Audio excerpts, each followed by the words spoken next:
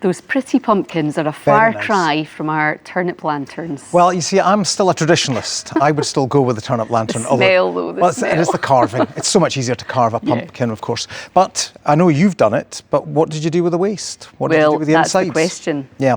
14.5 million pumpkins, apparently, each year are wasted out of the 17 million that are bought for Halloween because people don't know what to do with it. Yeah, exactly. Yeah, which is not a good situation to be in. Obviously. No, absolutely. Exactly, yeah. So there are some real questions about whether or not people know what to do with it. Should you make soup? How do you dispose of the pumpkins afterwards as well? So India Grant has been finding out how to get rid of them responsibly.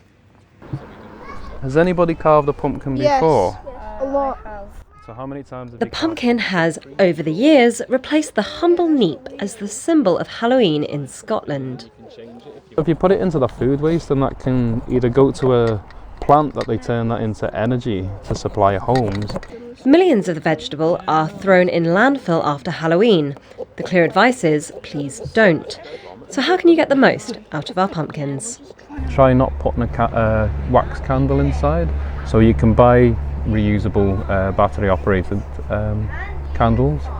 They don't then leave any sort of soot or residues from the candle, and then it'd be perfectly fine for you to be able to wash it afterwards and then use that to cook.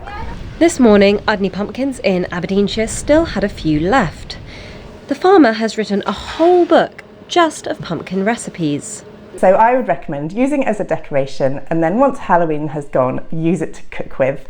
And one big pumpkin would make you a lot of different things. So if I've got a pumpkin, where do I begin when it comes to cooking it? What you'd do is, first of all, you would just cut the pumpkin open, take out all the seeds and the gungy stuff from the middle, save the seeds because you can use those, but then probably the easiest thing to do is to cut up the pumpkin and roast it in the oven for about half an hour, puree it into a pumpkin puree, and then use that as the basis of all sorts of different recipes. Some pumpkins are, of course, not fit to be eaten.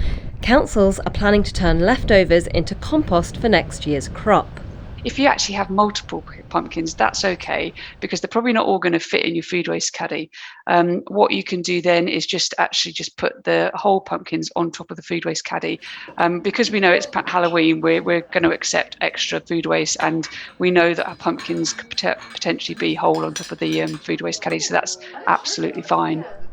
Think twice about throwing that pumpkin in the bin. There's plenty they can be used for when Halloween and guising are over for this year. India Grant, BBC News.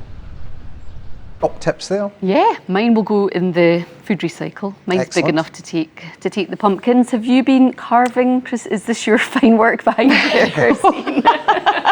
My husband has been doing that with the two wee ones, and the oldest child especially very excited about Halloween this evening.